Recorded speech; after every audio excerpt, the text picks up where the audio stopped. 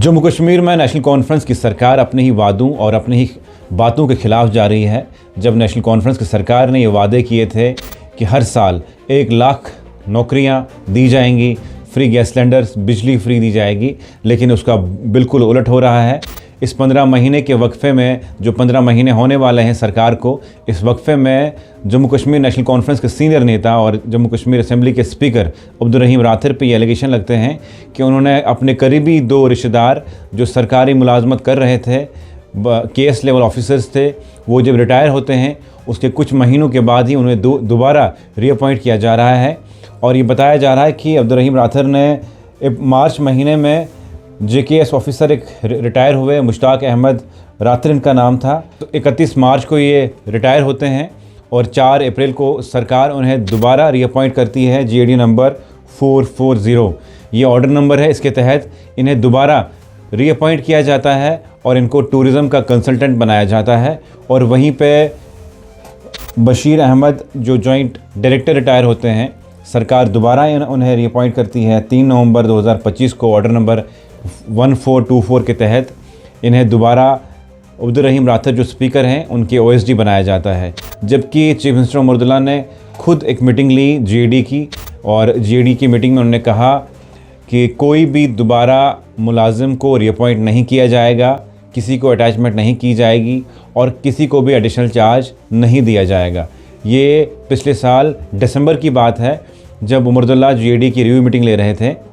उन्होंने साफ डायरेक्शंस दी थी कि जम्मू कश्मीर में कोई भी रीअपॉइंट नहीं होगा, किसी की अटैचमेंट नहीं होगी, किसी को एक्सटेंशन या एडिशनल चार्ज नहीं दिया जाएगा। फिर ये सब उसका उलट क्यों हो रहा है और क्यों जम्मू कश्मीर के नेशनल कॉन्फ्रेंस के सीनियर नेता अपने ही रिश्तेदारों को एडजस्ट करने में लगे हैं, जबकि डेली वेजर सड़कों पर लाठियाँ खा रहे हैं, बुज़ुर्ग अपनी पेंशन्स की मांग कर रहे हैं, उनको पेंशन नहीं मिल रही है, SPOs अपनी तनख्वाह बढ़ाने की मांग कर रहे हैं, डेली वेजर कह रहे हैं कि हमें रेगुलाइज़ किया जाए, बच्चे रिजर्वेशन की मांग कर रहे हैं, एज रिलैक्सेशन की मांग कर रहे हैं।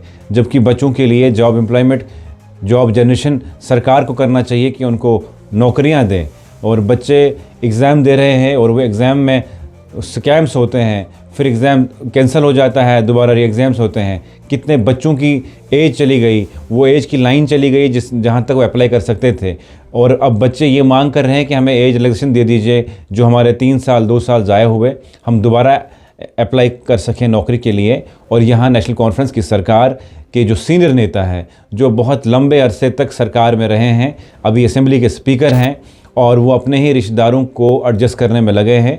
चीफ मिनिस्टर उमर तब 2014 में वो अपनी कैबिनेट की मीटिंग लेते हैं और इस कैबिनेट में ये ऑर्डर पास करते हैं, ये हिदायत पास करते हैं कि किसी भी सरकारी मुलाजिम को रीअपॉइंट नहीं किया जाएगा, उसकी अटैचमेंट नहीं की जाएगी या उसको किसी तरह की एक्सटेंशन नहीं दी जाएगी। फिर उसके बावजूद वादा खिलाफी क्यों हो रही है, जबकि जम्मू कश्मीर के सरकार का ये वादा था कि 1 लाख लोगों को रोज़गार देंगे। चलिए 1 लाख लोगों को रोज़गार नहीं दिया, लेकिन जो आपके पास वैकेंसीज़ हैं, एटलीस्ट उनमें जो लोग फॉल करते हैं, जो बच्चे फॉल करते हैं, जो उस काबिल लोग हैं, आप उनको वहाँ पर एडजस्ट कीजिए।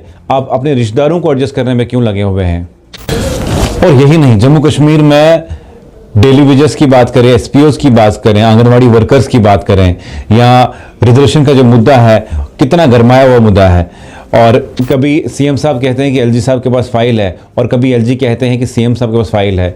बच्चे बीच में पिस रहे हैं। JKS के एग्ज़ाम से ऐन मौके पे उस फाइल पे बहसबाजी हुई, इस शक में थे बच्चे के एग्ज़ाम होंगे या नहीं होंगे, लेकिन फिर एग्ज़ाम्स हुए।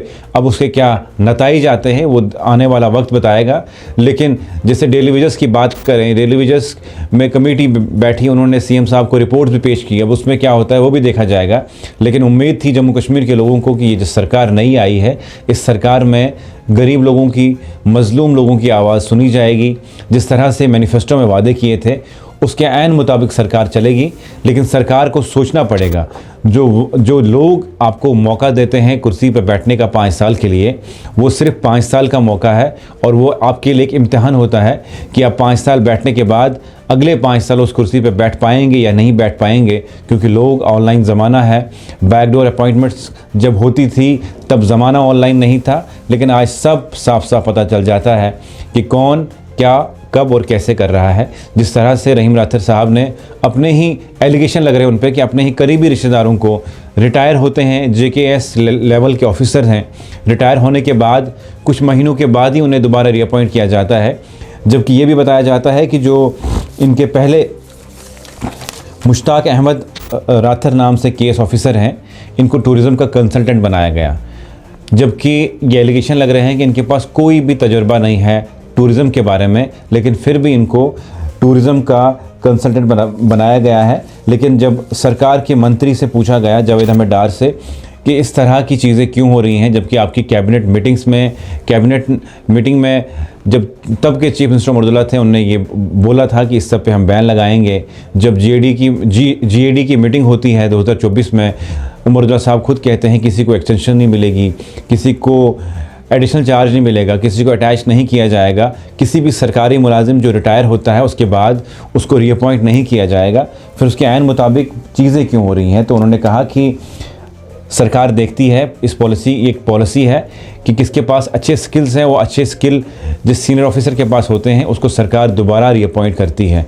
लेकिन मुश्ताक अहमद राठौर जो JKS ऑफिसर रिटायर होते हैं, बताया जाता है कि उनके पास ऐसे कोई स्किल्स नहीं है कि जो टूरिज़्म के बारे में उनके पास कोई नॉलेज हो। लेकिन सरकार को देखना चाहिए, खासकर चीफ मिनिस्टर उमर को, कि इस तरह की चीज़ें नहीं होनी चाहिए जहां पर लोगों को और जनता, आपके वोटर्स को साफ साफ लगे कि आप उनके साथ धोखा कर रहे हैं। जनता आपके साथ थी, आपको मेजॉरिटी में मैंडेट दिया जनता ने, उसके बावजूद अगर इस तरह की चीज़ें होती हैं तो ये कहीं ना कहीं मुस्तकबिल में आपको परेशान करने वाली चीज़ बन सकती है।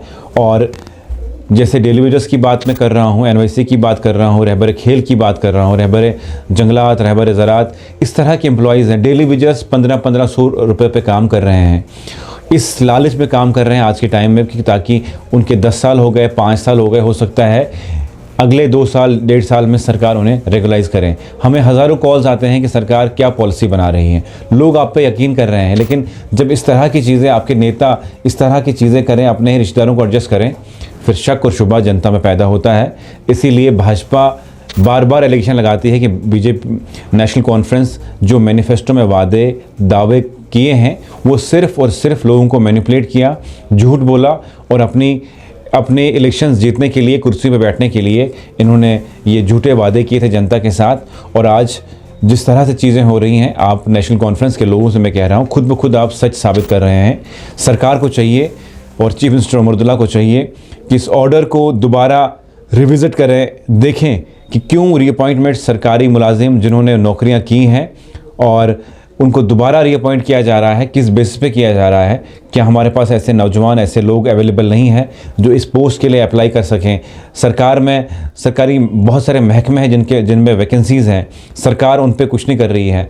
बहुत सारे ऐसे लोग हैं जिनको प्रमोशंस रुकी हुई हैं, सरकार उस पर कोई कामकाज नहीं कर रही है। लेकिन जहाँ पर सरकार को लगता है हमें अपना रिश्तेदार एडजस्ट करना है, वहाँ पर उनका रिश्तेदार एडजस्ट हो जाता है, लेकिन उसमें गवर्नर कोई ऑब्जेक्शन नहीं देते हैं। LG मनोज सिन्हा का नाम बार बार सरकार लेती है जब भी कोई पब्लिक के लिए काम करना होता है। हमने आमतौर पे हर मंत्री, हर मिनिस्टर, हर चीफ मिनिस्टर का बयान सुना, हमेशा वो कहते हैं कि हमें LG साहब ये काम करने नहीं दे रहा है, किसी की फ़ाइल पास करनी है LG साहब उनको नहीं मानते हैं। लेकिन जो अफसर लग रहे हैं इनके लिए LG साहब से क्या आपने परमिशन ली, क्या LG साहब आपको ये काम करने दे रहे हैं? ये फिर कैसे अफसर लग भी जाते हैं और उनको सैलरीज भी मिल जाती हैं, उनको ऑर्डर भी मिल जाते हैं? इस पे आपको कोई रोक टोक क्यों नहीं होती है? जवाब जनता को देना पड़ेगा। जनता अब जागरूक है, जनता जाग चुकी है, जनता पूरी चीज़ें देखती हैं कौन क्या कर रहा है। आपको 5 साल के लिए मैंडेट मिला है, लेकिन कोशिश करें जनता का भरोसा जीतने का इस कुर्सी पे बैठ के, क्योंकि इस कुर्सी पे लोग बैठे ज़्यादा टाइम नहीं बैठ पाए क्योंकि वो जनता का भरोसा नहीं जीत पाए। चीफ मिनिस्टर उमर से तमाम हमारे पास एस्पिरेंट आए थे, लोग आए थे ये कहने के लिए कि अगर चीफ मिनिस्टर उमर इन दोनों ऑर्डर्स को रिविज़िट करते हैं, देखते हैं ये किस बेसिस पे ऑर्डर किए गए और इन ऑर्डर्स को कैंसिल किया जाए, जो इसके काबिल लोग हैं उन्हें ही इस पोस्ट पे बिठाया जाए, और जो युवा बेरोज़गार बैठा हुआ है, जो डेली वेजर मांग कर रहा है कि हमें रेगुलाइज़ किया जाए, हम 1000 रुपये की सैलरी पे काम कर रहे हैं, इसलिए ये भरोसा है कि सरकार कभी न कभी हमें रेगुलाइज़ किया करेगी। आंगनवाड़ी वर्कर्स की बात की जाए, पूरा दिन वो देते हैं, लेकिन 1000 या 1200 रुपये की वो महाना मंथली सैलरी लेते हैं, उसके बावजूद उनको ये भरोसा रहता है ये 1200 की सैलरी हम ले रहे हैं, लेकिन सरकार 2 साल 1.5 साल के बाद हमें रेगुलाइज़ करेगी। ऐसा करते करते कुछ लोग रिटायर हो चुके हैं।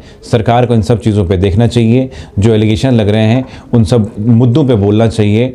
जिस तरह से इनके मंत्री को सवाल पूछते हैं और वो डाइवर्ट करते हैं, उस तरह नहीं करना चाहिए, क्योंकि जनता सब जानती है। और आखिर में फिर से हम कहते हैं कि चीफ मिनिस्टर उमर अब्दुल्ला को इस सब पे देखना चाहिए, इन ऑर्डर्स को रिविज़िट करना चाहिए और इन ऑर्डर्स को देखने के बाद उन लोगों को वहाँ पे लगाया जाए जो इस काबिल हैं।